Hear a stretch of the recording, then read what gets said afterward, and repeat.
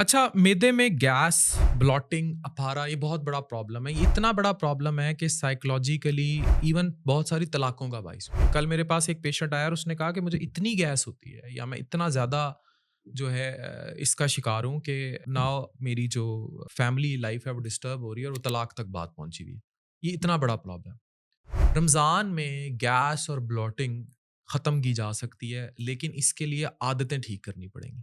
अगर एक शख्स वो कहता है मेरे फेफड़े सही काम नहीं करते पर वो सिगरेट पीता जाएगा, तो अल्टीमेटली उसे लंग कैंसर होगा। एक शख्स है जिसको बहुत ज़्यादा गैस और ब्लॉटिंग होती है, लेकिन वो उन्हीं डाइट पैटर्न्स पे चल रहा है जो ख़राब कर रही हैं काम, तो चीज़ें ठीक नहीं होंगी। अच्छा, अंग्रेज़ी ज़बान में इस गैस को फ्लैचुलेंस कहते हैं। ये होती क्या है?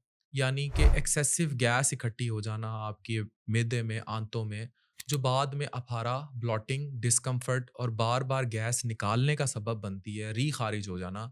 ये गैस की वजूहात क्या हैं और इसको प्रिवेंट कैसे कर सकते हैं?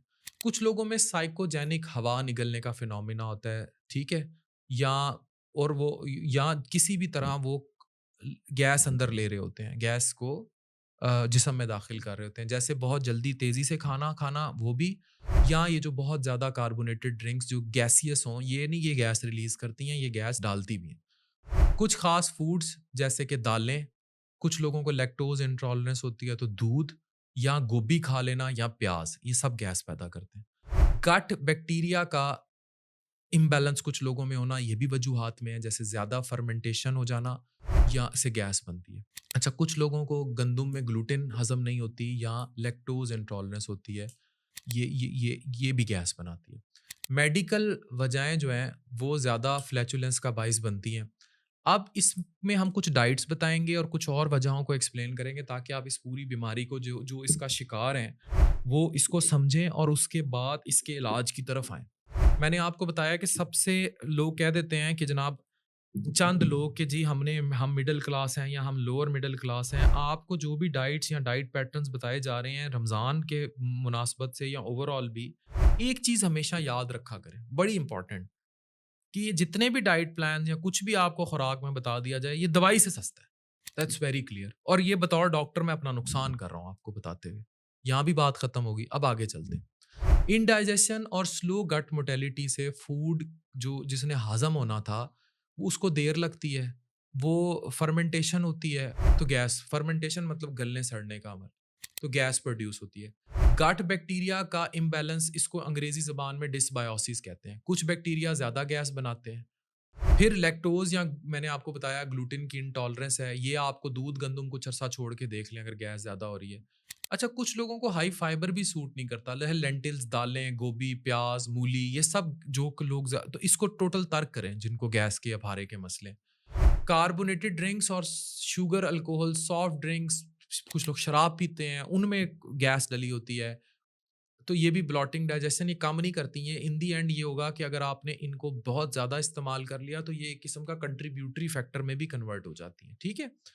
गैस और ब्लॉटिंग कम करने वाले बेहतरीन फूड्स कौन से हैं मेडिकल रिसर्च के साथ?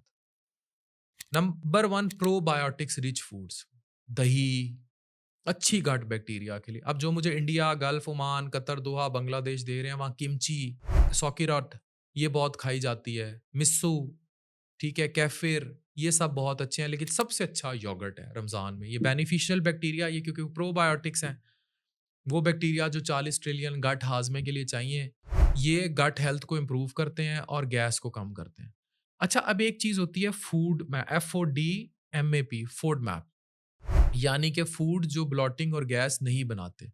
इनमें लो फूड मैप डाइट लें, जैसे चावल है, ब्राउन राइस प्रेफ़र करें, जौ यानी बारले लें, ओट्स यानी जई लें, गाजर, पालक, कद्दू, केला, ये जल्दी डाइजेस्ट होते हैं और फर्मेंटेशन यानी इनके गलने सड़ने का अमल उस तरह नहीं होता, इनमें गैस कम बनेगी लोगों को। फिर डाइजेस्टिव एंजाइम्स को बूस्ट करने वाली चीज़ें जो हैं वो हज़म करने में मदद करती हैं।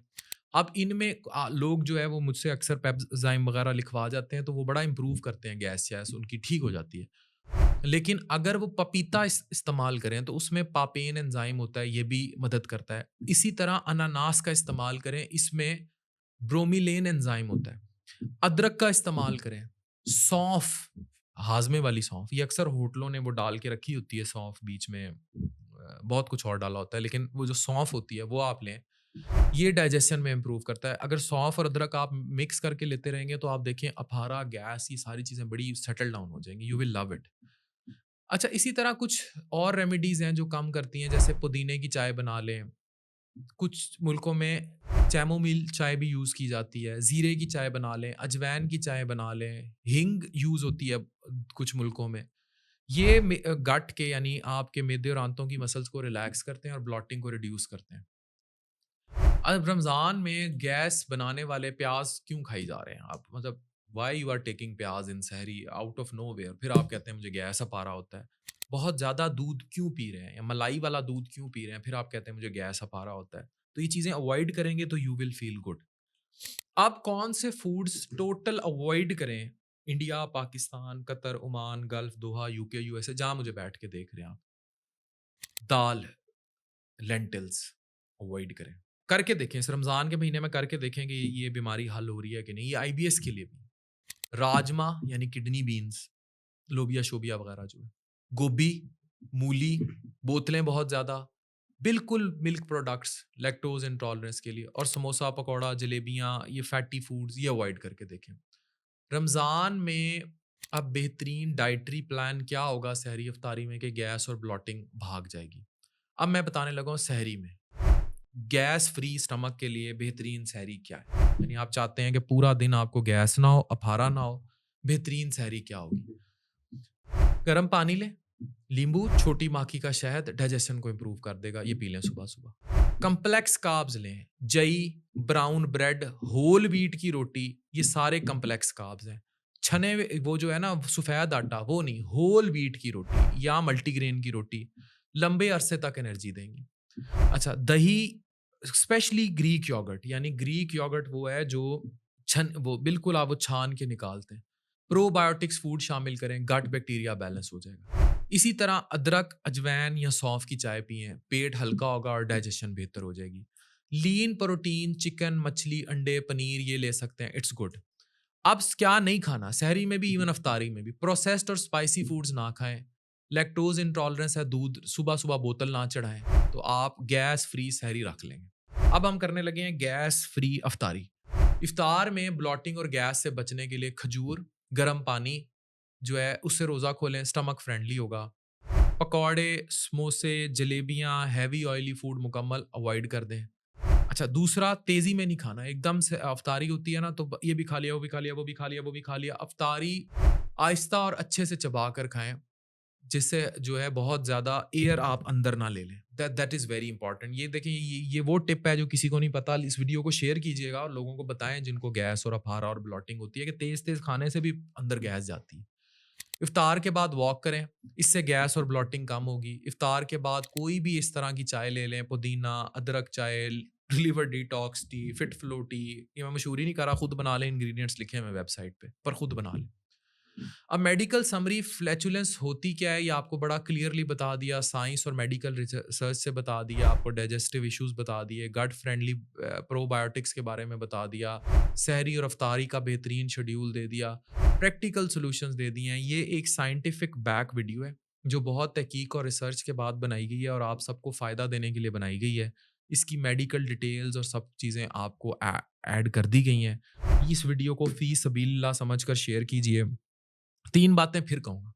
इन वीडियोज़ का बनाने का मकसद एक ख़ास टारगेट पॉपुलेशन नहीं है, पूरी दुनिया है। इसीलिए इसमें मिक्स लैंग्वेज यूज़ की जाती है। ये वीडियो किसी एक क्लास को एड्रेस नहीं करती, गरीब, अमीर सबके लिए हैं। दवाई से ये वाली खुराकें सस्ती हैं, दैट्स वेरी क्लियर। और तीसरा, ये वीडियोज़ बनाने का मकसद किसी प्रोडक्ट की तशहीर नहीं है। हमने एक-एक चीज़ के इंग्रीडिएंट्स और ये सब बता दिए गए हैं। अब आप पर है कि आप इन्हें कैसे इस्तेमाल करते हैं। सेहत सबसे पहले है, बाकी चीज़ें बाद में हैं। ये जिस दिन इस कौम से जुड़े लोगों को समझ आ गया, उस दिन आपका सब ठीक हो जाएगा। Happy Ramzan, doctor Affan signing off.